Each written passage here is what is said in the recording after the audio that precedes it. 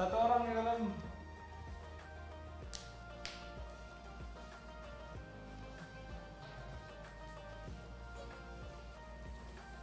Oke. Hitung. Oke. Ya.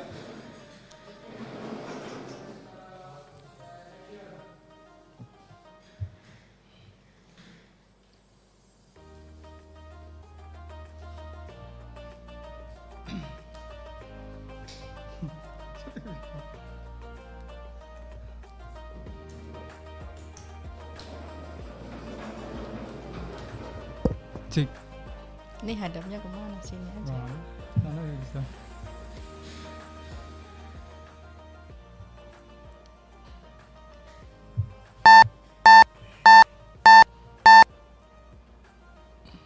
Assalamualaikum warahmatullahi wabarakatuh. Waalaikumsalam warahmatullahi wabarakatuh. Selamat malam sahabat podcaster dimanapun Anda berada. Bertemu kembali dengan kami di Naira Studio Podcasting. Pada malam hari ini, tepatnya tanggal 30 Juni tahun 2022, berkenaan dengan 1 Zulhijjah ya, 1443 Hijriah ya.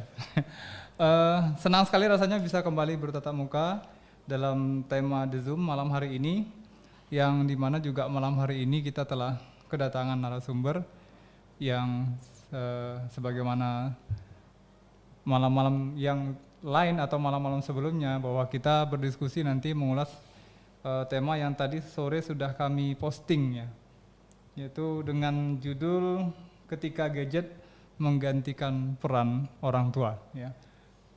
Menarik diskusi ini nanti akan kita pandu sekitar 1 jam ke depan, dan di sela-selanya juga kita akan melakukan diskusi interaktif ya, bagi yang ingin menyampaikan pertanyaan atau mempunyai problem yang serupa atau mirip-mirip dengan apa yang kami bahas pada malam hari ini, mungkin bisa langsung nanti menanyakannya ke narasumber di kolom komentar kami. Kami juga senantiasa mendoakan agar para viewer kami, subscriber kami tetap dalam kondisi yang sehat walafiat, tidak kurang satu apapun, dan dimudahkan segala urusannya. Ya, pasca wabah COVID-19 yang sudah mulai mereda, mudah-mudahan landai selandai-landainya dan kita tetap bisa melakukan aktivitas sebagaimana biasanya. Tak berpanjang waktu, pada malam hari ini kita kedatangan pembicara kita yang ini kali kedua ya Ustadz ya, dan Ustadzah. Iya. Ada Ustadz Yuni dan ada Ustadz Irwan Said. Beliau ini merupakan apa ya, kalau saya bilang sering menjadi pemateri-pemateri di seminar-seminar parenting ya, dan juga merupakan founder dari salah satu sekolah tahfiz Quran Khairul Ummah ya, yang berada di Kota Medan. Malam hari ini kembali kami ingatkan, jangan lupa untuk tetap mendukung channel kami di Naira Studio Podcasting dengan cara subscribe, like, share, dan mengkomen ya. Kami mengharapkan kontribusi dari sahabat podcaster semua yang menyaksikan acara ini untuk aktif ya berdiskusi dengan kita, karena memang diskusi malam hari ini adalah diskusi yang memang mengajak perhatian semua untuk kemudian mendapatkan informasi baru, tercerahkan dengan apa yang nanti akan disampaikan oleh para pemateri. Baik, kami telah menyiapkan beberapa pertanyaan yang diawali dengan sebuah narasi bahwa era digitalisasi saat ini, era digitalisasi teknologi dan iklim sosial masyarakat serta mewabahnya virus yang juga mengubah pola hidup dan belajar anak-anak dari balita hingga dewasa ya. Jadi kalau mungkin di sekolah yang dulunya mungkin anak-anak didik itu tidak mengenal istilah daring ya kan, sekarang akhirnya dengan sendirinya justru dihadapkan pada sebuah smartphone untuk melakukan diskusi interaktif dan media belajar antara siswa dengan guru-gurunya ya.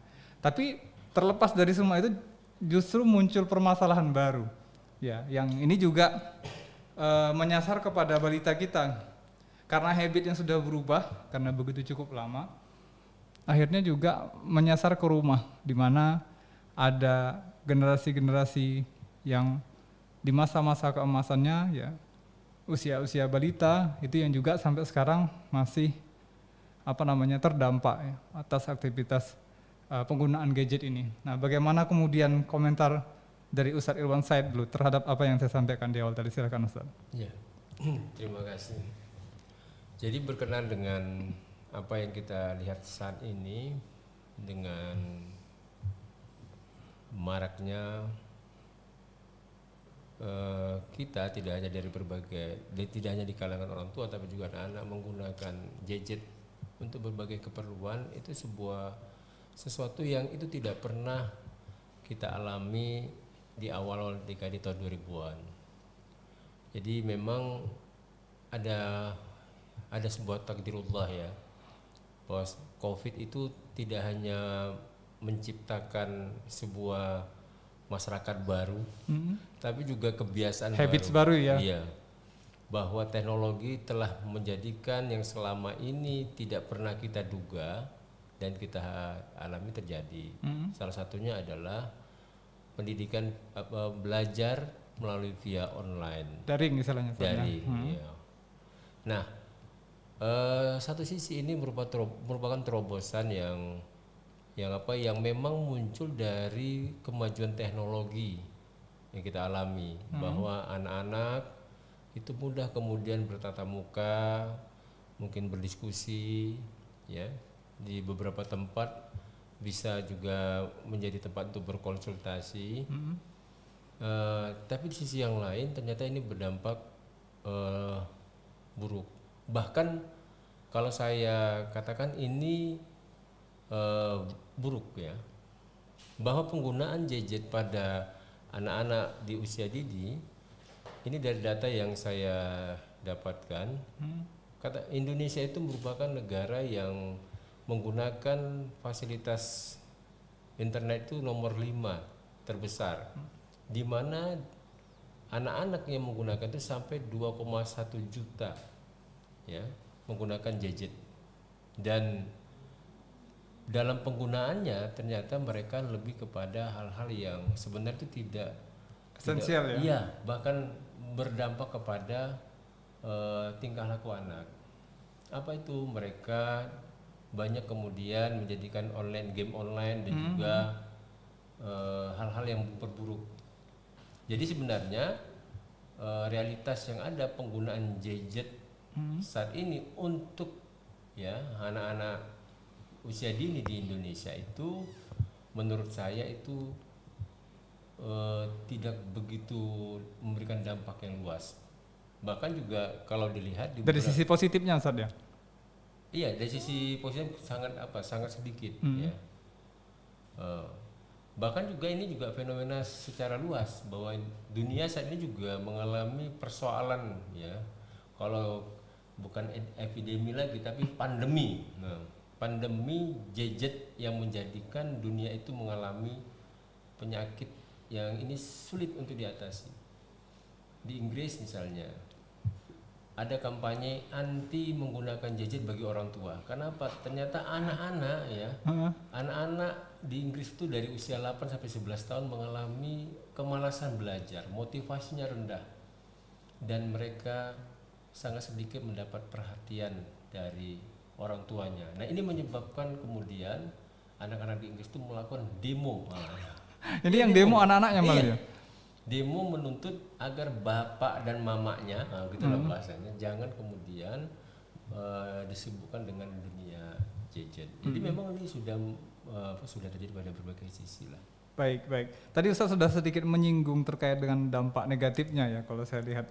Nah, sebelum berbicara terlalu jauh ke arah sana, mungkin ada beberapa pertanyaan pengantar yang mungkin perlu kami sampaikan. Yang pertama, bahwa pembahasan ini kan menyangkut antara orang tua dan anak ya, sebagai katakanlah dalam tanda kutip sebagai korban kan begitu. Yeah. Nah, dari sisi sebagai orang tua, seberapa penting arti seorang anak bagi orang tua itu sendiri sebenarnya dalam konteks ini? Iya. Di dalam Al-Quran sendiri, dalam surah Al-Kahfi Allah katakan Bismillahirrahmanirrahim, al-malu wal banuna zinatul hayatid dunya. Jadi harta dan anak itu adalah perhiasan dunia.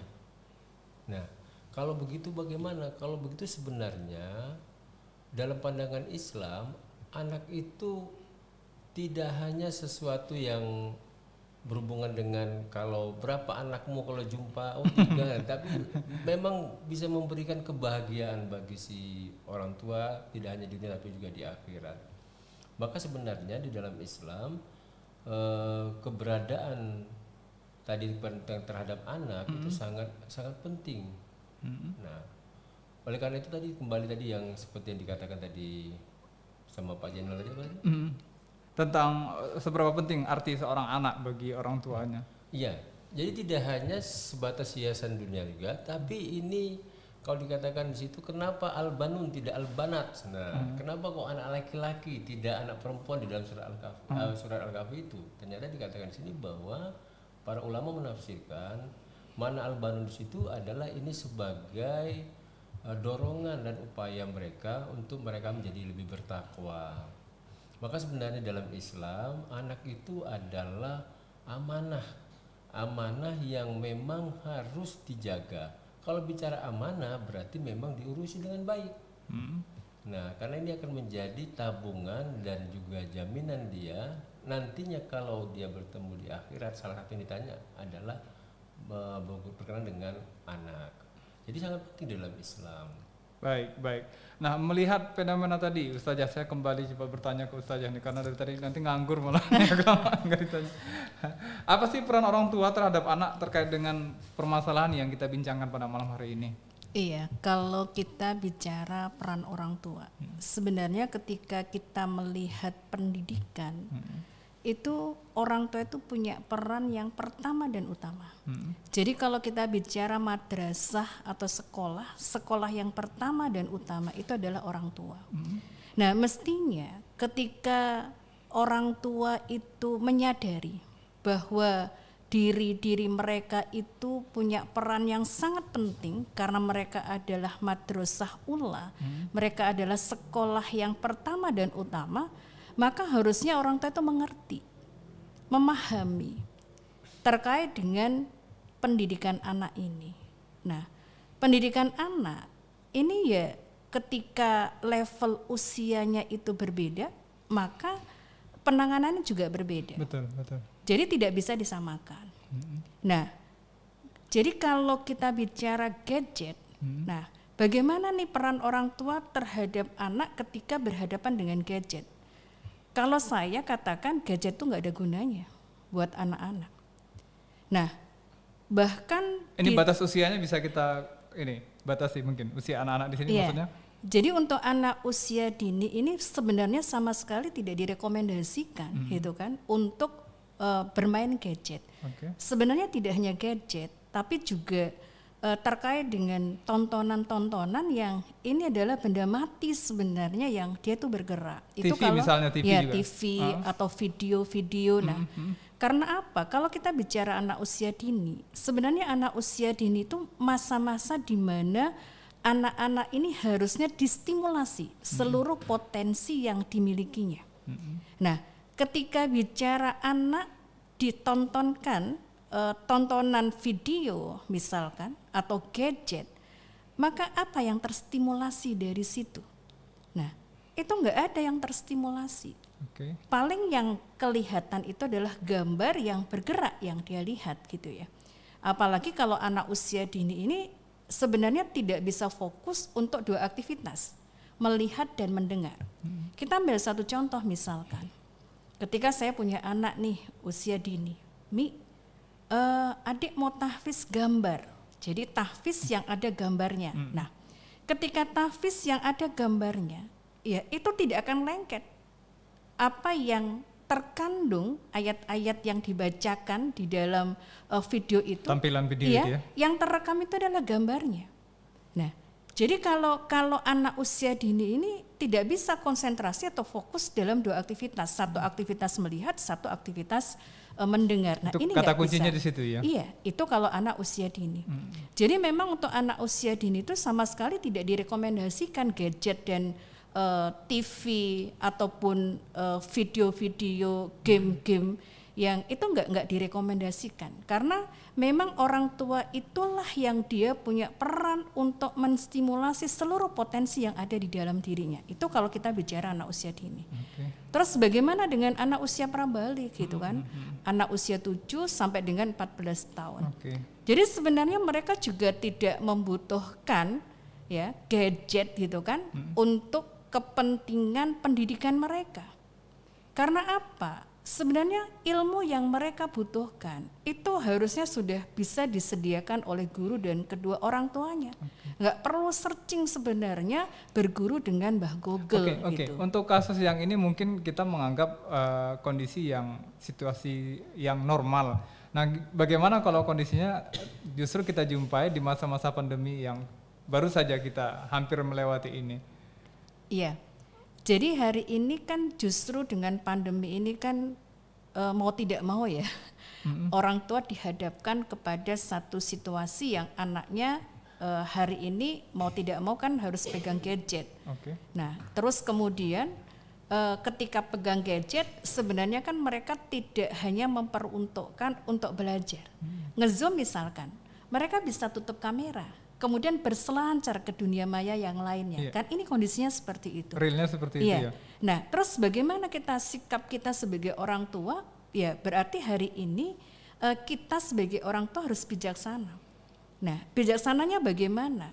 Kalau kita putus sama sekali, nah ini juga sesuatu yang menimbulkan pemberontakan bagi anak-anak kita. Nah, terus bagaimana yang harusnya kita lakukan? Ya kita siasati. Berarti kita batasi. Kalau anak usia dini itu sebenarnya memang tidak direkomendasikan ya. Kalau anak usia prabalik gitu kan, itu kita bisa kasih misalkan 1-2 jam dalam satu hari gitu kan. Nah terus waktu-waktu yang lainnya bagaimana? Ya kita sebagai orang tua memang juga harus siap untuk memberikan kegiatan-kegiatan yang bermanfaat buat anak-anak yang memang menguras fisik, menguras perhatian, kan seperti itu. Gitu, bisa kami tangkap. Jadi ini nanti masuk pada pertanyaan saya yang berikutnya. Tapi sebelum itu mungkin operator bisa kita tayangkan dulu video cuplikan yang malam hari ini sudah kita prepare untuk tema malam hari ini. Mungkin sudah bisa, silakan operator.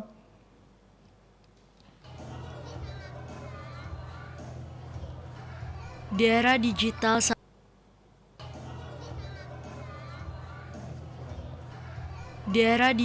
saat ini, hampir semua orang mempunyai gadget, termasuk anak-anak. Karena gadget merupakan alat komunikasi yang dapat memudahkan seseorang dalam memperoleh segala jenis informasi.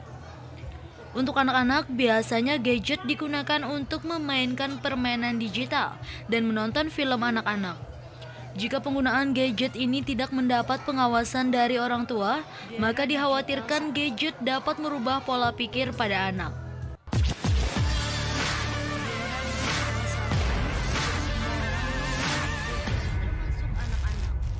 Karena gadget merupakan alat komunikasi yang dapat memudahkan seseorang dalam memperoleh segala jenis informasi. Untuk anak-anak, biasanya gadget enggak dengar kalau dibilang. Memainkan permainan digital. Enggak tidur. Jika penggunaan gadget ini tidak mendapat pengawasan Tapi kalau tidur kan tak diperhatiin kakinya udah mulai goyang-goyang. Tangan goyang-goyang. Dengar sih tapi kaki goyang-goyang, mandung goyang. Belum berat lagi ini lah. Nah, dia. Inilah dia mainnya. Kalian apa main game? Lu kalau kupeh apa? Alinya udah bilang nggak mau lagi ya?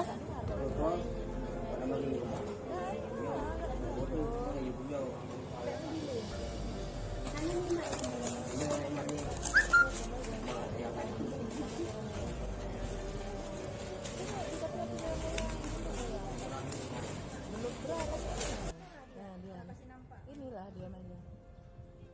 Baik, tadi kita sudah menyaksikan beberapa contoh kalau kupeh apa?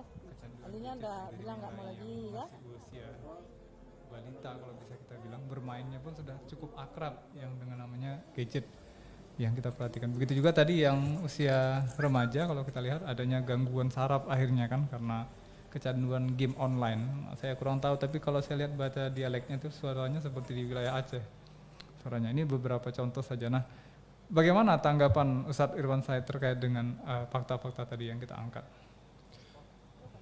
Saya katakan ini hasil dari penggunaan gadget dalam waktu yang panjang, bahwa gangguan jiwa, mental dan Juga tadi yang psikologis remaja yang dialami pada anak-anak yang setiap hari menggunakan gadget di atas saya kurang tahu tapi jam yang tidak wajar lagi, bahkan sampai lupa makan kan gitu, Bagaimana bahkan juga tanggapan sampai buang air besar pun. kalau bisa ditunda ya. Oh. Nah inilah hasilnya, bahwa memang apa seperti yang dikatakan si saya tadi, penggunaan gadget bagi anak-anak itu sebenarnya tidak dibutuhkan. iya, tidak memberikan manfaat yang baik. Jadi kalaupun tadi ada pembahasan tentang bagaimana menghadapi pandemi, saya katakan pandemi kan sudah berakhir. Jadi ya kita evaluasi bahwa apa yang pernah kita lakukan terhadap anak-anak kita itu kita benahi. Bahwa apa yang kemudian dialami oleh beberapa negara yang ingin membenahi. Jadi sebenarnya kalau kita bicara dalam pandangan Islam, memang benar kemajuan teknologi yang ada saat ini adalah hasil dari peradaban kapitalis. Itu benar.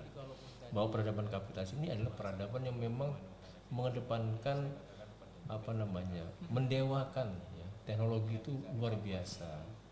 Tetapi kemudian ini berdampak sangat serius bagi kita, terutama bagi keluarga di ada kaum muslimin. Tidak haram sebenarnya menggunakan gadget itu. Hanya saja memang ketika kita bicara pembentukan anak, ada 3 hal yang harus mendapat perhatian penting di sini. Pertama adalah orang tua. Orang tua di sini merupakan guru pertama dan utama dalam mendidik anak. Bahwa orang tua itu mendapat amanah yang luar biasa, yang sampai dikatakan ini kalau amanah ini dijalankan dengan baik dan benar menurut Islam akan menjadikan seorang tua masuk surga. Yang kedua apa? Yang kedua sekolah. Bahwa sekolah juga memberikan peran besar dalam pembentukan karakter anak. Nah, tentu sekolah di sini adalah sekolah yang benar-benar bisa mewujudkan setiap kita berdoa itu menjadikan anak kita anak yang soleh. Nah, nggak ada orang tua itu doanya jadikan anak saya jadi artis, itu walaupun ada yang sedeng gitu ya, tapi banyak anak yang soleh kalau orang muslim. Nah, baru ketiga adalah lingkungan. Dalam kategori lingkungan yang lebih luas adalah negara. Bahwa gadget itu sebenarnya kalau digunakan untuk kebaikan, negara itu bisa ya, katakanlah kalau dulu ada menutup ya web-web yang porno, Iya, bersitus asusila. atau sekarang judi online itu, judi online memang ditangkap kalau ketahuan, tapi mengaksesnya mudah. Anak-anak hampir setiap hari main judi online, lalu game online. Nah ini kan sebenarnya negara memberikan peran besar, dan kalau dalam Islam ini harus ditutup dan dibatasi. Baik. Ini saya kembali lagi ke Ustazah Yuni dulu. Pengen klarifikasi secara detail. Sebenarnya terkait dengan anak-anak di masa perkembangannya, itu klasifikasinya usianya berapa ke berapa sih? Termasuk usia emasnya itu di dalam konteks Islam ini sama nggak sih dengan apa yang dipaparkan kebanyakan para pakar misalnya seperti itu? Iya. Jadi sebenarnya di masa Islam itu Ali bin Abi Thalib itu sudah membagi. Jadi membagi atau mengklasifikasikan level pendidikan anak. Yang pertama adalah level. Memang pada masa Ali bin Abi Thalib tidak dikatakan ini adalah anak usia dini, tidak. Iya. Nah, tapi Penggunaan istilahnya itu ya. jadi level yang pertama itu anak usia 0 sampai dengan 6 tahun. Kemudian level berikutnya itu dari 7 sampai 14 tahun. Kemudian level yang berikutnya yang ketiga itu adalah di atas 14 tahun. Jadi kalau kita kembali kepada apa yang disampaikan oleh Imam Ali bin Abi Thalib, jadi level yang paling penting di dalam pendidikan itu ya level anak usia dini yang 0 sampai dengan 6 tahun tadi ya. Iya, karena di sini kan distimulasi seluruh potensi yang ada. Nah, makanya kalau di level usia dini ini anak itu diperlakukan seperti raja. Itu kalau bahasannya Imam Ali Ali bin Abi Thalib. Yang namanya raja itu kan dilayani. Yang namanya raja itu dia diri ayah betul gitu ya. Tidak ada yang namanya raja dimarah-marah, itu nggak ada. Apalagi gitu kan diancam-ancam, apalagi dipukul-pukul. Nah, itu nggak akan ada gitu. Nah, itu anak usia dini. Kenapa? Karena dengan perlakuan bahwa anak ini bagaikan raja, maka seluruh potensi yang dimilikinya itu akan tergali dengan baik. Jadi optimal. Nah, sehingga nanti begitu masuk ke level berikutnya, jadi 7 tahun kedua itu kalau bahasanya Imam Ali, maka di situ tinggal membangunnya. Jadi kalau di usia 7 tahun kedua, yaitu 7 tahun sampai dengan 14 tahun, maka anak ini kalau Imam Ali itu seperti di penjara. Nah, seperti di penjara itu maksudnya bukan anak itu dibuat sengsara, kemudian anak itu ya dibuat mereka takut, takut, kemudian penuh dengan ancaman, penuh dengan hukuman, itu tidak demikian. Tapi yang dimaksud bahwa anak itu diperlakukan seperti orang yang di penjara, ini titik tekannya adalah bagaimana anak itu bisa hidup dengan teratur, kemudian disiplin gitu ya. Jadi ketika sholat itu juga sudah 5 waktu, tepat pada waktunya, kemudian juga gerakannya, bacaannya itu benar. Nah, ini yang dimaksud. Dan yang dikedepankan di dalam mendidik anak itu adalah motivasi. Jadi memberikan pemahaman, memotivasi, memberikan apresiasi. Bukan yang dikedepankan itu adalah ancaman. Kemudian ini hukuman, bukan seperti itu. Itu kalau di 7 tahun yang kedua. Jadi kalau sudah terstimulasi tinggal ditata gitu loh, tinggal diatur begitu. Nah, begitu usia 7 tahun yang ketiga gitu ya. Jadi usia 14 tahun ke atas. Nah, ini anak dijadikan sebagai wazir. Wazir itu ya dia sebagai partner, asisten gitu ya. Jadi ya memang dihargai, kemudian juga dijadikan sahabat, kemudian diajak diskusi. Jadi tidak main tunjuk-tunjuk, kemudian doktrin ya, tidak seperti itu gitu. Saya menangkap sekilas materi yang disampaikan oleh Ustazah Yudi ini agak berat kesannya ya. Karena nggak seperti kebanyakan orang tua atau orang tua kebanyakan ya kalau saya menggunakan istilah itu. Artinya tanggung jawab orang tua yang cukup besar, juga kemudian ilmu yang harus mumpuni untuk menjadi orang tua dalam konteks ini yang saya perhatikan. Benar enggak seperti itu? Iya, bersakit-sakit dahulu baru bersenang-senang kemudian. Tapi kalau hari ini kita berleha-leha terlebih dahulu, ya sudah, biar aman, biar kita bisa mengerjakan yang lain, udah anak kasih gadget aja. Udah anak kasih game aja. Nah, jadi nanti sampai tua kita juga akan menjadi orang tua yang repot gitu kan. Coba bayangkan bagaimana kalau anak kita seperti yang ada tadi ya di dalam tayangan. Itu sebenarnya kena neurotex. Jadi kalau kena neurotex itu ya sistem koordinasi itu nggak akan bisa berjalan dengan baik. Itu bahkan ada yang sampai tidak bisa berjalan. Jadi begitu berdiri jatuh. Nah, itu sampai seperti itu kalau kita bicara neurotek. Nah, coba bayangkan bagaimana ketika anak ini nanti tumbuh gede jadi orang tua lagi. Kita jadi orang tua kan tetap aja akhirnya menjadi beban buat kita, anak-anak kita. Makanya di sini ya berakit-rakit dahululah kita sebagai orang tua, baru nanti kita tinggal menikmati hasilnya, kan harusnya begitu gitu. Oke. Ada fenomena yang mungkin sering kita jumpai, tadi juga sudah sempat disampaikan sebagai gambaran ya, bahwa kesibukan orang tua di dunia kapitalistik yang sekarang ini, misalnya kalau anak kan kecenderungannya ke ibu, katakan seperti itu. Problem wanita karir misalnya kan, kemudian juga menjadi salah satu alasan anak menjadi korban.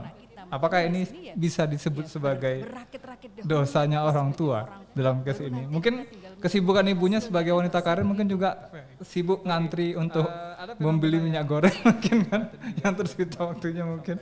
Apakah ini bisa dikategorikan dosa orang tua? Iya, kalau kita bicara anak itu tanggung jawab individu. Jadi yang akan dimintai pertanggungjawaban akan anak-anak kita itu adalah kita, orang tuanya. Nah, sehingga hari ini ketika kita hidup di dalam sistem kapitalis yang materi itu menjadi kebahagiaan ya, standar kebahagiaan, akhirnya Banyak wanita yang mengejar karir demi mendapatkan materi dengan alasan gitu ya. Ini kan karena sayang sama anak. Makanya dia mencari materi yang sebanyak-banyaknya untuk anaknya. Nah, anak itu nggak butuh itu. Jadi yang akan diminta ini pernah terjadi ya, dan ini memang sesuatu yang real. Itu di Jakarta. Jadi seorang anak dia sekolah sore, jadi sekolah madrasah diniyah. Setiap di akhir sekolah itu diminta sama ustazahnya untuk membacakan doa. Allahumma firli wali walidayya. Nah, ketika sudah sampai kepada wali walidayya, dia selalu tidak mau membacakannya. Jadi dia berhenti, Allahumma firli, Allahumma firli. Dia tidak pernah melanjutkannya. Satu ketika ditanya sama ustazahnya, apa yang terjadi Kak? Kenapa kakak tidak pernah mau melanjutkan doa itu? Dia katakan apa? Orang tuaku jahat. Orang tuaku tidak peduli dengan aku. Orang tuaku dia selalu pergi petang dan pulang malam. Orang tuaku selalu mengatakan bahwa dia pergi ya pagi pulang petang bekerja itu karena sayang aku. Tapi aku nggak butuh itu. Nah, sehingga apa? Dia sakit hati sekali dengan orang tuanya sampai-sampai dia tidak mau mendoakan kedua orang tuanya. Nah, ini sesuatu yang terjadi di hadapan kita. Jadi sebenarnya anak itu nggak ngerti loh. Disayangi itu dengan orang tuanya bekerja, orang tuanya itu mencari materi yang sebanyak-banyaknya. Nggak ngerti. Karena yang namanya sayang itu ada di dalam pelayanan. Dalam pelayanan itu ada kasih sayang. Di dalam pelayanan itu ada cinta. Di dalam elusan, pelukan. Nah, kemudian juga di dalam gendongan, sentuhan, itu ada kasih sayang, ada cinta. Nah, jadi kalau memang kita menyayangi anak, tunjukkan. Ini loh, rasa sayang Umi, rasa sayang Bunda. Nah, kan harusnya ini yang diberikannya. Nah, terus hari ini bagaimana dengan wanita-wanita karir ini? Ya, harus introspeksi. Hari ini harusnya kalau yang wanita karirnya itu adalah muslimah, ya, dia punya satu keyakinan bahwa rezeki itu semata-mata datangnya dari Allah. Jadi bukan karena dia bekerja dia mendapatkan rezeki yang bisa untuk memenuhi apa yang dibutuhkan anaknya. Kan mestinya seperti ini yang ada di dalam benaknya. Baik, ini mungkin operator bisa dicek kolom komentar sepertinya tidak aktif ini. Mungkin bisa kita sambil menunggu komentar dari teman-teman yang menyaksikan acara ini. Ini waktu kita juga sangat terbatas nih, kita tadi terlambat untuk memulainya. Ada mungkin? Saya mendengar materi ini menjadi apa ya? Menjadi agak sedikit merinding, menjadi bahan introspeksi juga bagi semua, terkhusus saya pribadi, bahwa memang ada hal yang lebih besar ya sebagai tanggung jawab pada orang tua, bukan hanya sekedar apa yang menjadi kewajiban orang tua berupa menyediakan materi, tapi lebih daripada itu. Gambarannya seperti itu. Ada pertanyaan saya selanjutnya di sini, kadang kita menjumpai kondisi anak yang tantrum, katakan seperti itu ya, yang kadang marah-marah nggak karu-karuan. Nah, menghadapi situasi ini nggak jarang kadang-kadang gadget menjadi jurus ampuh untuk menjadikan dia sebagai penenang. Nah, bagaimana komentar Ustazah? Iya. Jadi anak tantrum itu kan karena anak ini tidak bisa mengendalikan emosi dan dia tidak bisa mengungkapkan dengan baik apa sih yang sedang dia inginkan. Nah, ketika anak dalam kondisi seperti itu, ya satu yang harusnya dilakukan oleh orang tua, dia bersabar. Itu yang pertama. Kemudian yang kedua, peluk anak itu. Bagaimana kalau anak itu dipeluk meronta-ronta, peluk saja, tidak usah berkata-kata, peluk saja anak itu. Nah, kemudian bagaimana kalau misalkan sangat kuat anaknya, ya kita peluk, kita juga harus punya kekuatan untuk memeluk anak kita, gitu kan. Nah, jadi sampai akhirnya dia reda, baru kita bisa berbicara dengan anak kita. Jadi yang pertama memang harus sabar, peluk, ya mohon sama Allah. Bahwasanya apa? Nah, anak tantrum itu biasanya dia ini dari kecil itu kurang cekatan. Orang tuanya itu memberikan pelayanan kepada anaknya. Nah, Jadi biasanya diawali dengan dari kecil ya, misalkan dia menangis butuh apa gitu ya, dia belum bisa mengkomunikasikan, tapi tidak segera ditangani. Kemudian juga ini terus berlanjut. Ketika sudah bisa bicara, minta dibuatkan susu atau minta dibuatkan sesuatu, kemudian juga tidak lekas ditangani gitu kan, akhirnya menjerit-jerit gitu kan. Nah, kemudian meningkat dan meningkat. Nah, bisa seperti itu. Nah, bisa juga ini akibat dari mereka ini sudah kecanduan gadget. Oke. Nah, ketika mereka sudah kecanduan gadget, mereka dilarang gitu kan untuk memainkan gadget. Biasanya mereka juga tantrum gitu.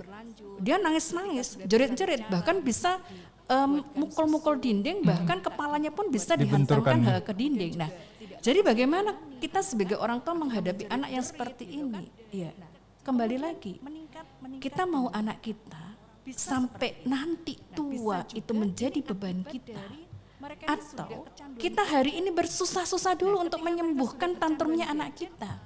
Nah, kalau kita sekarang sudah menyerah dengan tantrumnya anak kita, ya sudahlah, saya sudah nggak sanggup, kasih aja gadget. Ya terus bagaimana nanti ketika anak kita sudah dewasa?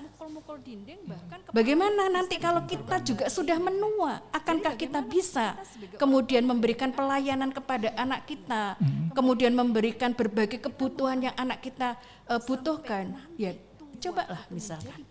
Kalau ini yang terjadi bagaimana gitu. Makanya hari ini ya itu tadi yang harus kita lakukan. Sabar, peluk anak itu sampai tantrumnya itu berhenti, ya baru kita bicara baik-baik dengan anak kita. Baik. Oke. Pertanyaan sejenis saya tanya ke Ustadz Irwan ini. Sulit mengontrol emosi anak tadi yang kasus anak tantrum. Tapi hal ini terjadi juga dengan orang tua, ya kan? Yang kemudian juga emosinya sulit terkontrol karena kondisi-kondisi kehidupan dan kesibukan yang luar biasa. Ini gimana menyikapinya, Ustaz? Makanya hari ini Ya, itu tadi yang harus kita lakukan. kalau itu terjadi pada istri, Sampai ya istri tantrumnya itu marah-marah berhenti. segala macam, Ya, berarti kita bicara baik-baik. pendekatannya ini bisa karena faktor stres Ya. menghadapi rumah dan Saya tanya anak, ke Ustadz Irwan ini. kemudian juga Sulit minim mengontrol emosi anak apa tadi ya. namanya minim Tapi perhatian hal ini dari terjadi juga suami, dengan orang tua, maka ini akan muncul. yang kemudian juga Maka- emosinya sulit maka yang terkontrol paling karena baik kondisi-kondisi adalah kehidupan dan suami. kesibukan yang luar biasa. Jadi Suami gimana di menyikapinya, sini Ustaz? lebih banyak memberikan perhatian kepada istrinya. Misalnya lebih banyak waktu untuk ngobrol. Kalau pagi bekerja, pulang sore atau malam, katakan di kota besar itu dengan kemacetan yang luar biasa sehingga pulangnya malam, nanti kasihlah waktu kepada keluarga kita atau istri kita, waktu untuk ngobrol tentang masalah rumah tangga. Kasih waktu dan kesempatan untuk istri itu meluapkan. Siap-siap ya. Jadi bahan luapannya. Kalau itu terjadi pada suami, biasanya ini karena faktor pekerjaan atau juga persaingan. Kalau dia bekerja itu persaingan dengan teman-temannya, maka si istri juga melakukan hal yang sama. Artinya jadilah, ya, apakah itu yang dialami oleh seorang suami atau istri, jadilah sebagai mitra sahabat yang baik. Ini terjadi pada ada teman saya, suami istri PNS, yang mereka merasa disibukkan ya dengan pekerjaan mereka sehingga anak-anaknya kurang kasih sayang. Nah, ketika kurang kasih sayang anaknya, kan kurang perhatian, menyebabkan setiap hari ribut. Nah, kemudian dia menanyakan ke saya, ya sudah, kamu kasih waktu membicarakan tentang kehidupan kalian itu, kalau nggak bisa tiap malam, di akhir pekan pas waktu liburan.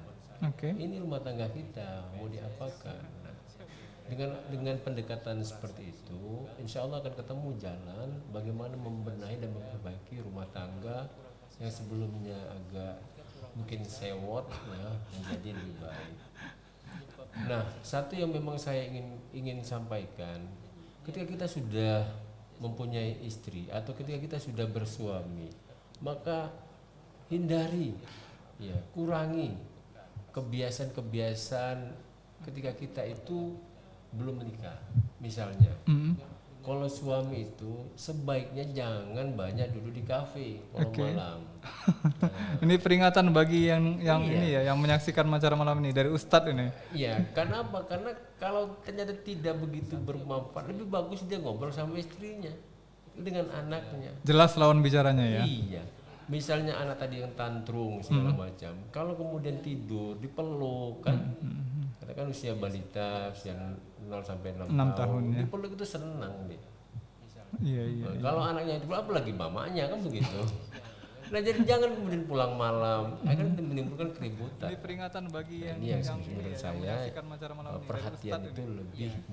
lebih diberikan lah kalau seandainya terjadi pada suami atau pada istri. Baik, ini kembali ke Ustazah Yuni. Pertanyaan tadi ini sebenarnya sudah sempat sedikit disenggol, makanya saya tahan tadi. Kalau masih balita, bisa dicoba. Ini ada pertanyaan. Jadi saya ambil pertanyaan ini dari salah satu tayangan YouTube juga yang mengkonsultasikan permasalahan seputar peran orang tua yang digantikan oleh gadget. Jadi beliau bertanya kalau kemudian anak usia balita mungkin bisa dicoba dialihkan perhatian anak ke mainan yang lebih menarik daripada gadget. Nah, tapi konsekuensinya orang tua harus meluangkan waktu ya, berkegiatan dengan anak. Ya, ini kan fakta yang kalau kita bilang pilihan yang sulit akhirnya dihadapi orang tua. Ya, karena harus berkorban lagi waktunya untuk anak, melayani, bermain-main dengan anak ini bagi ibu-ibu ataupun ibu-ibu yang wanita karir katakan seperti itu kayaknya agak kesulitan masalah ini. Tanggapannya saja. Iya, kembali lagi seperti yang disampaikan sama Ustadz Irwan tadi. Jadi al-malu wal banu itu zinatul dunya, zinatul hayah dunya, kan begitu ya. Harta dan anak itu adalah perhiasan dunia. Coba sekarang kita pikir ulang. Kalau kita ditanya perhiasan yang termahal itu apa? Ibu-ibu yang wanita karir katakan seperti itu kayaknya agak kesulitan. Anak itu adalah perhiasan dunia yang tak akan pernah bisa dibeli sekaya apapun kita. Itu anak. Buktinya banyak miliarder tapi nggak bisa dia beli anak ketika dia pengen punya anak. Nah, kalau kita sadari bahwa anak ini adalah perhiasan yang termahal, anak ini adalah karunia yang tak akan pernah terbeli sekaya apapun kita akan berpikir ulang terkait dengan aktivitas kita. Anak itu adalah perhiasan dunia yang tak akan. Coba bayangkan kalau kita nggak dikasih anak sama Allah. Itu anak. Buktinya. Enak nggak kita nggak dikasih anak? Terus sekarang kita dikasih anak sama Allah. Dan ini perhiasan yang termahal, nggak akan pernah kita bisa membeli anak, itu nggak akan pernah bisa. Nah, terus kemudian dengan alasan kita karir, kemudian kita tidak bisa memberikan waktu kepada anak kita. Terus di mana rasa syukur kita di hadapan Allah? Kita akan berpikir ulang. Harusnya ketika kita sudah memahami bahwa anak ini adalah karunia yang paling berharga, dan ini adalah perhiasan yang tak pernah bisa kita beli, kita bisa memberikan waktu yang terbaik untuk anak kita, perhatian yang terbaik untuk anak kita, kemudian curahan kasih sayang yang terbaik, yang tertulus dari diri kita untuk anak kita. Nah, terus kalau hari ini dengan alasan kesibukan kemudian kita tidak bisa membersamahi anak, terus gimana kira-kira kalau anak itu diambil sama Allah? Ya udahlah, kata Allah itu kan, udah aku kasih nih gitu kan, perhiasan yang tak pernah kamu sanggup membelinya, kemudian kamu nggak openi, kamu nggak urusin gitu, disia-siakan gitu. Nah, ini gimana gitu? Nah, sehingga kepada para wanita karir, nah ini juga harus berpikir ulang. Nah, kalau bisa bawa anaknya bekerja, kenapa ditinggalkan di rumah? Kan begitu. Kalau kita bisa bekerja di rumah, kenapa kita bekerja di luar rumah gitu loh. Pilihannya seperti itu. Iya, karena apa? Ya kembali lagi, untuk apa kita bekerja? Nah, ini harus menjadi pertanyaan ulang. Benar nggak kita bekerja demi anak kita? Atau kita bekerja demi eksistensi diri kita? Nah, ini perlu menjadi pertanyaan ulang buat kita. Karena memang untuk bisa mengalihkan gadget ini kepada yang lainnya, ya kita memang harus punya waktu, punya tenaga, perhatian, kemudian dana juga harus keluar besar karena kita harus sering bawa anak itu bermain, jalan-jalan, kan seperti itu ya. Untuk menstimulasi ya, mengenalkan dengan dunia, kan memang harus seperti itu. Makanya kalau memang memilih untuk menjadi wanita karir, ya kita harus siap untuk bekerja double gitu. Jadi memang harus siap untuk berkorban habis-habisan, itu juga harus siap. Konsekuensi iya, untuk anak kita, karena bekerja bagi seorang wanita kan mubah. Kemudian mendidik anak ini adalah kewajiban, nggak bisa kita tukar, gitu kan? Jadi bekerja sungguh-sungguh sementara mendidik anak, mendampingi anak, membersamai anak, memberikan waktu dan perhatian yang terbaik buat anak. Nah, kemudian ini tidak sesungguh-sungguh kita bekerja, kan ini aneh, gitu kan? Baik. Baik. Ini kita sapa dulu, ada Medar Prianto dari Diski hadir, ada Kintan Jenisa, Masya Allah sangat bermanfaat sekali podcastnya, juga ada dari Pak Julham Siregar, Sunggal hadir, dari rumah ini nontonnya berarti.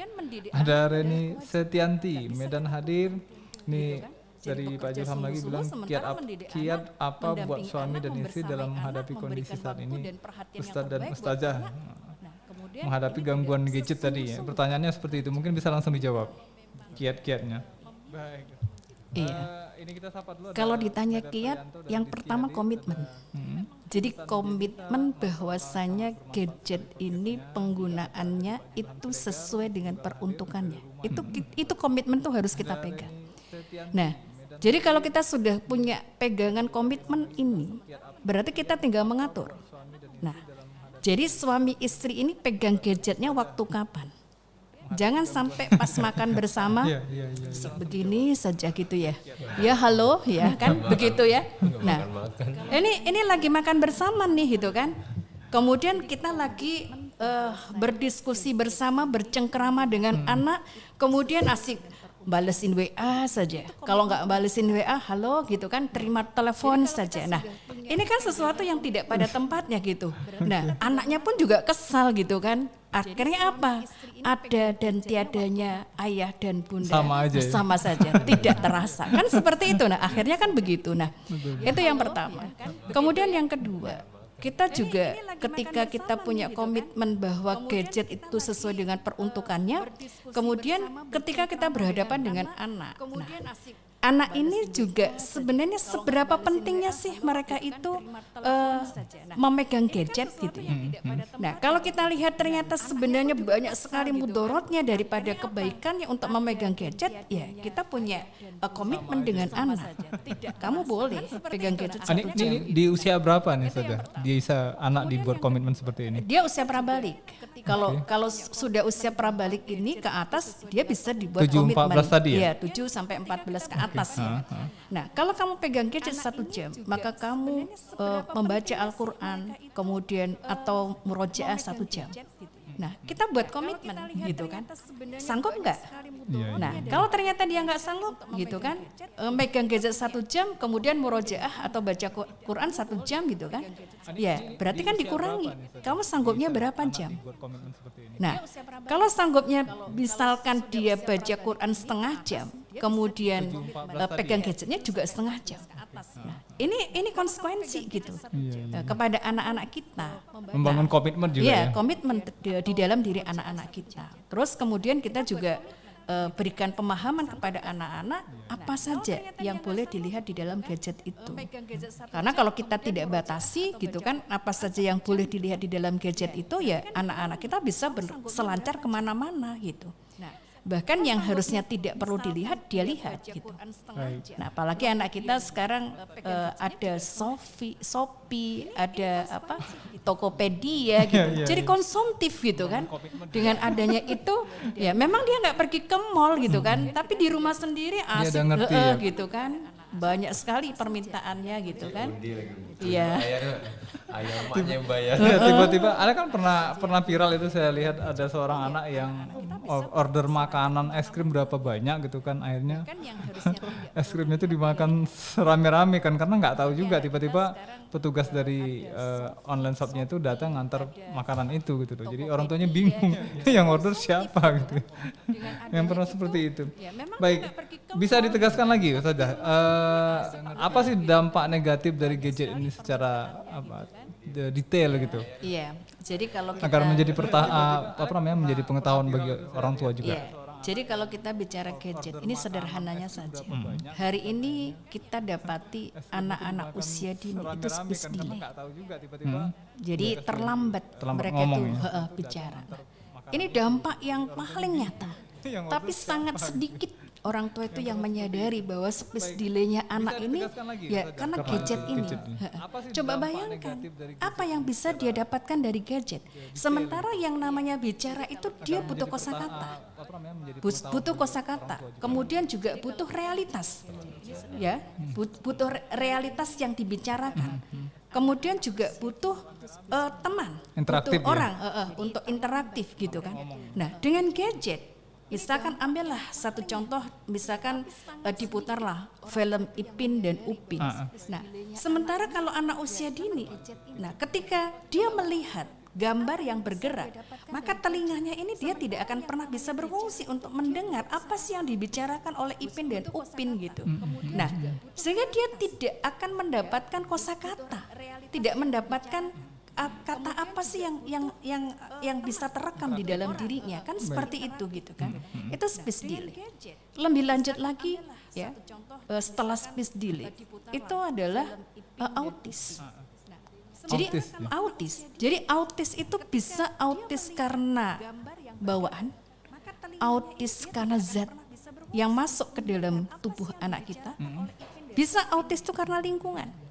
Jadi anak di usia dini yang sering kali ditontonkan ya video atau gambar bergerak. Nah, tidak hanya pakai gadget ya, tapi juga bisa pakai laptop atau pakai layar TV, kaca, layar kaca. Nah, ini bisa akhirnya menjadikan dirinya ini autis gitu. Jadi dia tidak peduli dengan lingkungannya, hanya dirinya sendiri gitu kan. Bahkan ciri yang paling ringan itu jalannya biasanya jinjit. Anak autis tuh gitu kan. Nah, ini yang paling kerasa gitu kan. Terus kemudian apalagi gitu kan. Nah, anak-anak yang dia sering bermain gadget, apalagi ini di usia dini. Kalau usia dini aja seperti ini nanti akan meningkat dan terus meningkat gitu kan. Nah, itu ada yang sampai neurotek yang seperti tadi di dalam gambar. Gangguan ini ya. Jadi jalannya itu tidak menapak begini, tidak menapak tapi begini gitu kan, pakai pinggiran. Ya, pinggirnya gitu. Dia mungkin suka topping kali gitu. saja. Ya. Jadi pakai pinggiran gitu dan sering jatuh gitu. Jadi kalau jalan itu nggak stabil ya. Nggak stabil gitu. Nah, kalau sudah neurotek, ini menurut penelitian itu ya tidak bisa disembuhkan kalau sudah neurotek. Tapi kalau tadi ya speech delay itu masih bisa diterapi gitu kan. Terus kemudian kalau autis karena memang autisnya adalah karena lingkungan tadi, ini juga masih bisa diterapi. Tapi kalau sudah neurotek seperti ini, itu nggak bisa disembuhkan. Jadi sampai nanti dia dewasa sampai tua, ya dia akan terus seperti itu gitu kan. Nah, itu dampak yang paling kelihatan sebenarnya di hadapan kita. Belum lagi dampak-dampak yang lain ya. Nah, neurotek itu kan juga terkait dengan menyerang saraf-saraf otak, sehingga ini kan akhirnya kan tidak bisa mengendalikan keseimbangan di dalam gerak di dalam tubuhnya gitu kan. Bahkan kalau makan saja tidak bisa sampai ke mulut gitu kan. Ada yang seperti itu ada. Ya. Dan ini ada di dekat kita gitu kan. Jadi kalau makan es krim atau makan coklat itu nggak sampai mulut, sampai ke pipi saja gitu. Dan dia akhirnya marah-marah gitu ya. Kenapa kok makan itu nggak bisa sampai ke mulut? Nah, ini sudah terkena yang namanya neurotek. Dan ini adalah anak-anak usia dini di sekitar kita. Bukan jauh-jauh dari sana, di sekitar kita. Nah, jadi sampai seperti ini anak usia dini. Belum lagi gitu kan, nanti kalau kita punya anak yang dia sudah kecanduan ya, kalau kira-kira dalam satu hari itu misalkan 1 jam atau bahkan kalau di dalam penelitian itu 10 menit saja kalau kita sudah gelisah tidak pegang HP itu sudah dikategorikan kecanduan walaupun ringan gitu ya. Nah, jadi kalau anak kita nih sudah kecanduan gitu kan, kalau sehari itu memang harus pegang HP, biasanya nanti lebih ke ini fokus dan konsentrasinya itu rusak. Jadi ketika belajar itu kalau kita bicara fokus itu kan kita bicaranya bagaimana anak-anak itu sabar di dalam menyelesaikan soal, sabar dia di dalam mendengarkan gurunya untuk menjelaskan. Itu fokus. Jadi fokus itu seperti itu. Belum lagi konsentrasi. Konsentrasi itu adalah kecepatan menangkap. Nah, kecepatan menangkap anak kita itu berkurang gitu kan.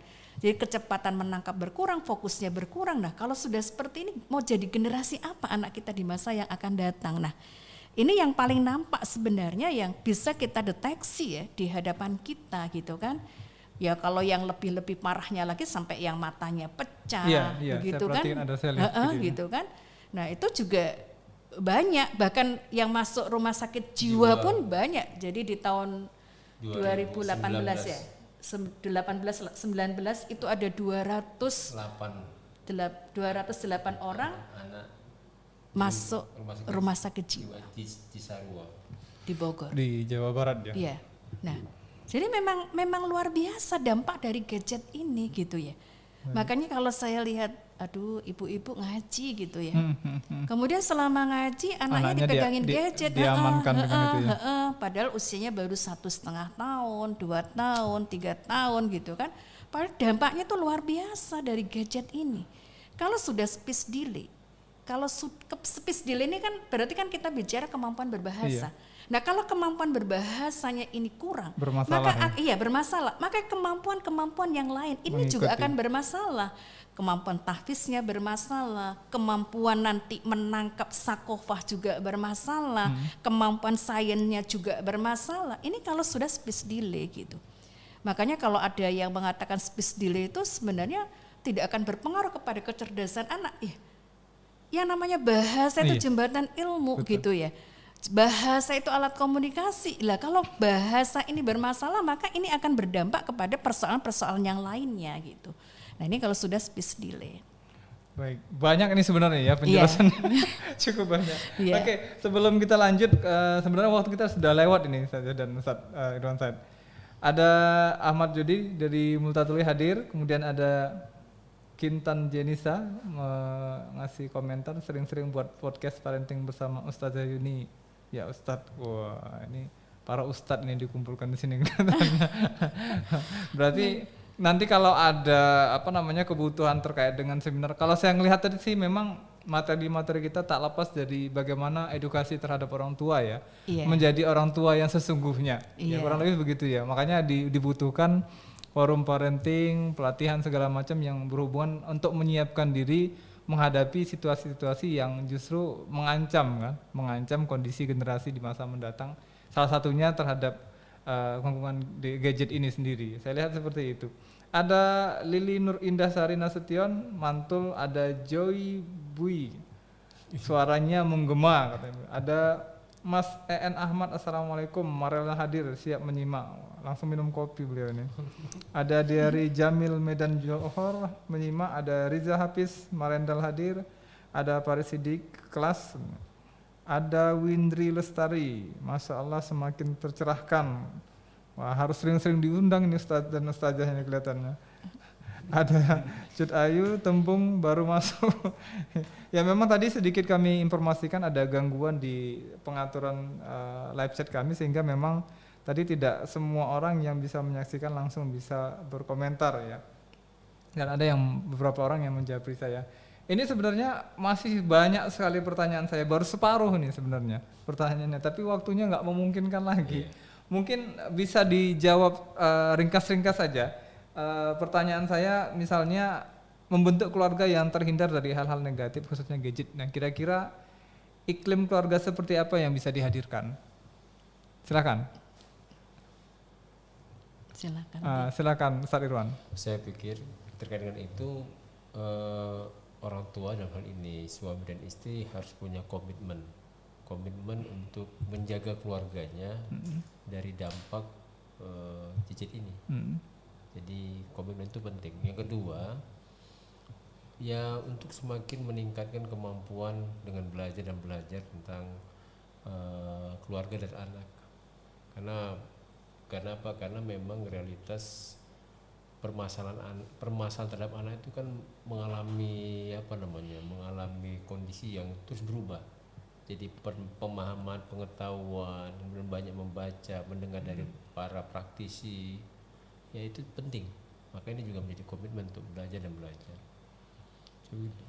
Itu baik. Pertanyaan saya dua terakhir pertanyaan saya karena betul-betul waktu kita sudah cukup lewat.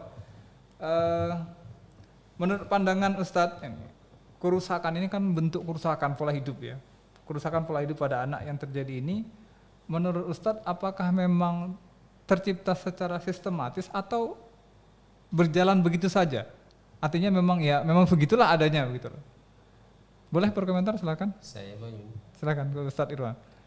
Ya, saya pikir pertama yang menjadi masalah besar saat ini adalah ketika kita tidak hidup dengan Islam. Jadi ketika kita tidak hidup dengan Islam, maka acuan menentukan baik, buruk, kemudian penentuan bagaimana menangani berbagai masalah yang ada itu berdampak kepada, saya katakan, kerusakan. Apalagi menyangkut masalah yang lebih dasar ya, tentang mengasuh anak. Apa yang terjadi di Barat sekarang ya, yang sebagai bapaknya kapitalis, mereka sudah mulai memperhatikan, membenahi bagaimana membangun pola kehidupan rumah tangga yang baik. Jadi apa yang dikatakan istri saya tentang perkataan Imam Ali itu diterapkan. Justru mereka yang mencoba membuat iya, pola itu ya.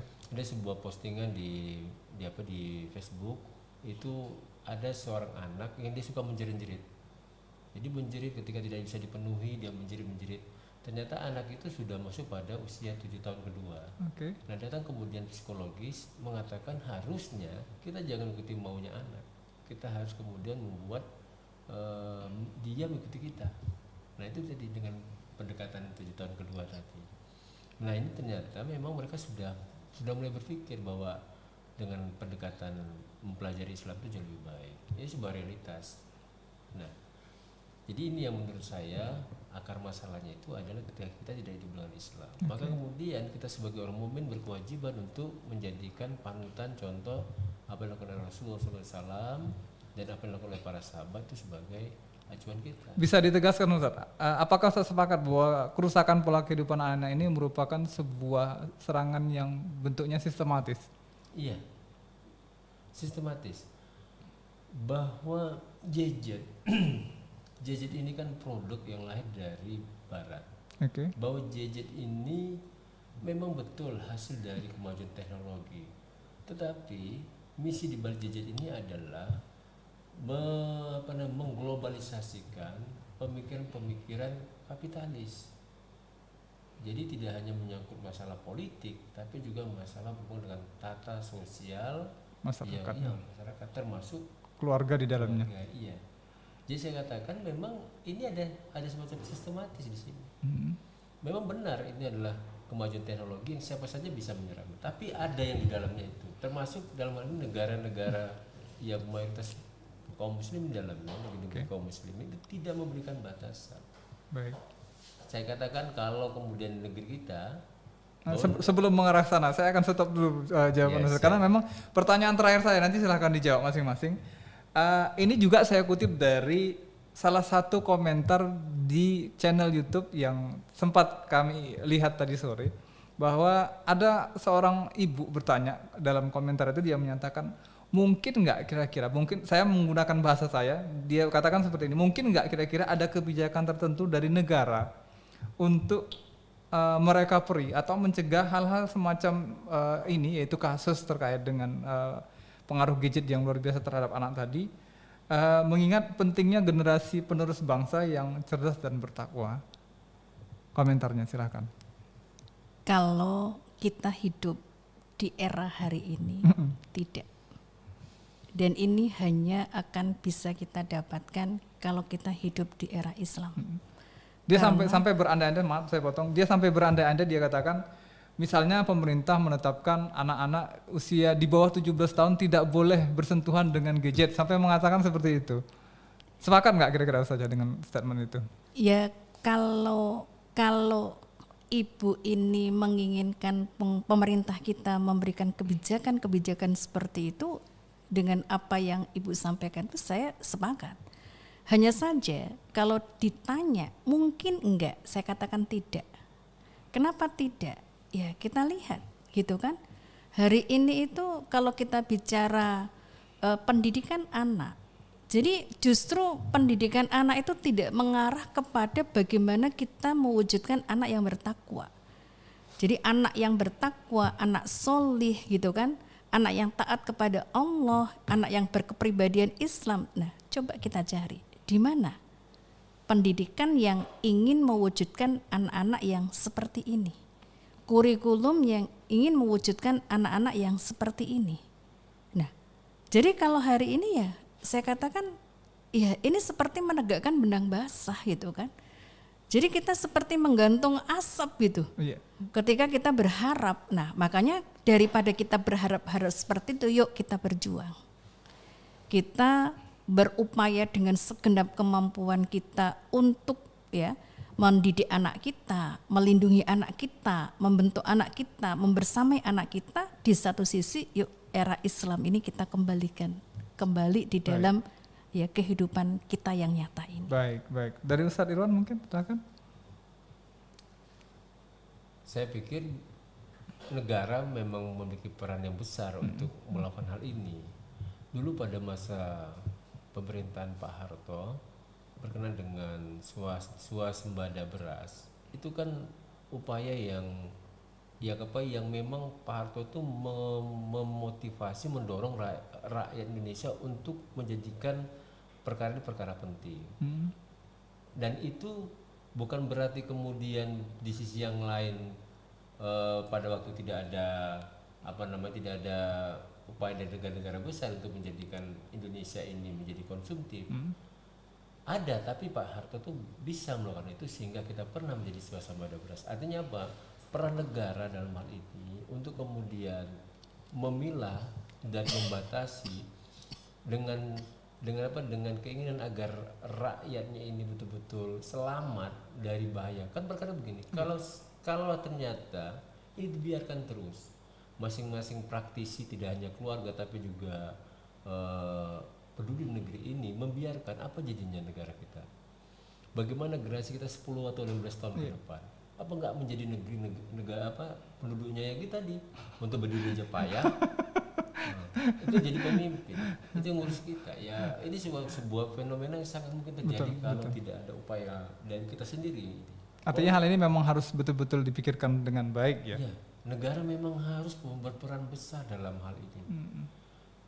Dan banyak beberapa negara-negara itu kan sudah melakukan hal itu ya, tayangan-tayangannya. Tapi lebih banyak kepada kepentingan politik. Misalnya membatasi Twitter atau apa, kan menyangkut masalah kepemimpinan mereka. Tapi itu bisa dilakukan, bukan tidak bisa. Tinggal niat baik dari pemerintah kita aja terhadap rakyatnya. Baik. Oke, sebelum kita akhiri nanti minta closing statement dari dua pembicara kita. Kita sapa dulu, ada Windri Lestari, Masya Allah semakin tercerahkan, Barakallah Ustaz dan Ustazah. Kemudian ada tadi Cud Ayu sudah kita sapa, ada Nur Aini Hafizah Hasna, Masya Allah, syukran, jazakallah. Wah, bahasa Arab terus nih ya. Ustaz dan Ustazah. Ada Dina Tanjung, sangat mencerahkan. Ada Diari Jamil, suara Ustaz tidak terdengar dengan jelas. Wah, ini problem nih, operator mungkin masih sempat nyetel-nyetel dikit kali ya.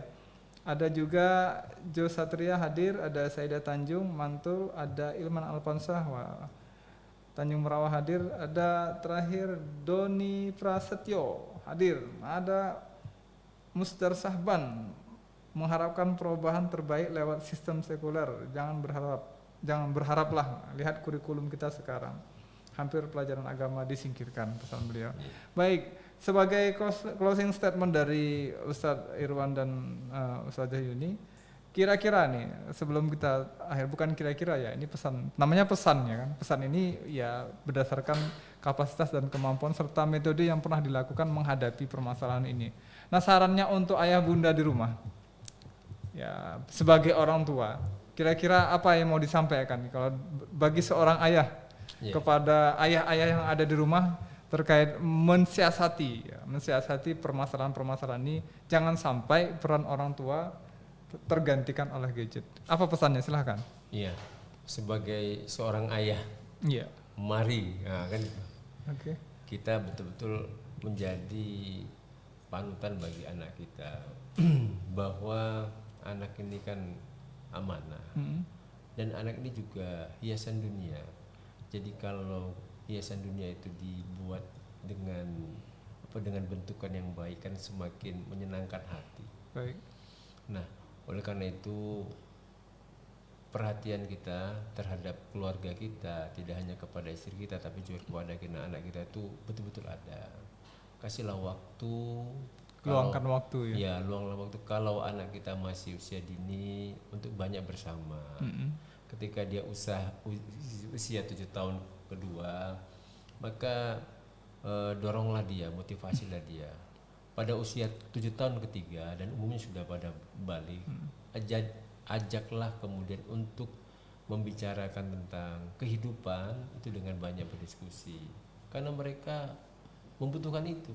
Membutuhkan teman curhat ya. Iya. Mereka membutuhkan, tidak ada yang lain, karena kalau mereka tidak dapatkan dari Orang tua atau terdekat. dari ayahnya, pasti dia akan mencari ayah yang lain. Nah, ini sudah banyak terjadi. Iya, betul. Minimal sosoknya yang dicari. Ya, saya pikir begitu. Oke, silakan dari Ustazah mungkin ditambahkan. Iya. Jadi anak itu Ini kan untuk para ibu, untuk Iya. bunda-bunda di rumah, silakan. Jadi anak ini kan masa depan kita. Kalau hari ini kita lebih memilih kemudahan daripada kita memberikan pelayanan kepada anak-anak kita, maka yakinlah nanti di masa kita tua, anak-anak kita ini akan terus menuntut pelayanan. Tapi kalau hari ini kita lebih memberikan pelayanan kepada anak kita, perhatian kepada anak kita, waktu kepada anak kita, ya anak kita akan tumbuh menjadi anak-anak yang dewasa. Makanya kita tidak bisa katakan dewasakanlah anak kita sejak dini. Nah, kalau kita mendewasakan anak kita sejak dini atau memandirikan anak sejak dini, maka akan jadi anak-anak ini tidak mandiri-mandiri. Tapi kalau kita menempatkan diri bahwasanya anak di usia dini itu memang dilayani, dan anak usia dini ini benar-benar kita berikan perlakuan yang tepat gitu kan, sebagaimana yang dikatakan oleh Imam Ali, ya insya Allah gitu kan. Maka di masa tuanya itu ya kita akan mendapatkan apa yang pernah kita berikan kepada anak kita di masa usia dini, yaitu pelayanan dari anak-anak kita. Sehingga hari ini jangan sampai gitu ya, dengan kesibukan kita yang ada, akhirnya kita menjadikan peran kita tuh digantikan dengan gadget. Jadi yang banyak mendampingi anak kita gadget. Jadi waktu anak kita tuh lebih banyak bersama dengan gadget daripada bersama dengan kita. Nah ini yang harusnya ibu-ibu gitu kan, para ummahat itu ya coba introspeksi diri. Memang enak sih kalau anak itu dikasih gadget, kita bisa bikin laporan, bisa menulis, bikin status di Facebook, bisa ini kita lakukan gitu kan. Tapi apakah gitu kan, ketika anak ini kita berikan gadget dan akhirnya peran kita diganti dengan gadget, ya kemudian lantas kita akan bisa mendapatkan anak sesuai dengan apa yang kita harapkan? Ya tentu kita tidak akan mendapatkan apa yang kita harapkan. Jadi jangan kita menjadi orang tua yang menyesal nanti ya di akhir-akhir kehidupan kita, karena apa? Ketidakoptimalan kita memerankan diri sebagai orang tua buat anak-anak kita. Baik, Ya. baik. Ini cukup dalam pesannya ya. Mungkin para ibu-ibu di rumah atau para ayah, para abi, para umi yang menyaksikan acara pada malam hari ini bisa mempertimbangkan pesan-pesan nasihat, kalau orang Medan bilang petuah-petuah dari Ustadz dan Ustazah tadi terkait dengan bagaimana agar kita tidak tergantikan perannya sebagai orang tua kepada anak oleh gadget yang tak jauh-jauh dari genggaman kita.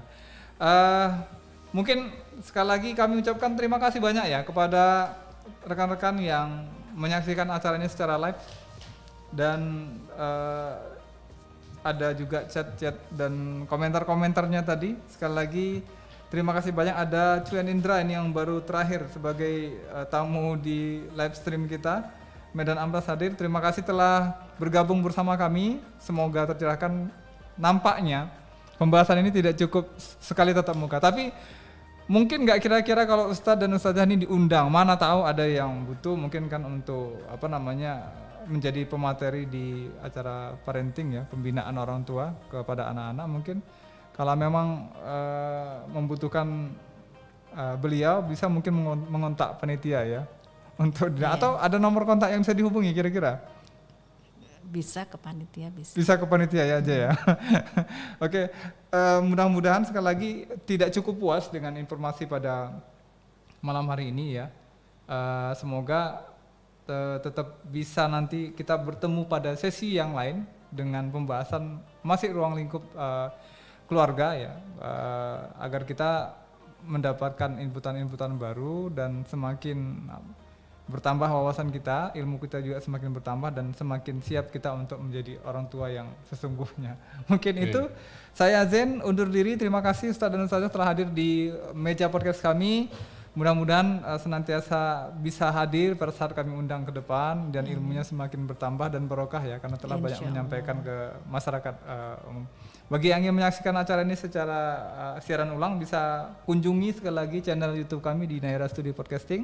Jangan lupa subscribe, like, and share.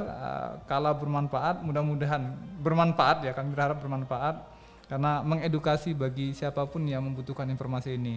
Saya Zen, mohon undur diri. Assalamualaikum warahmatullahi wabarakatuh. Waalaikumsalam warahmatullahi wabarakatuh.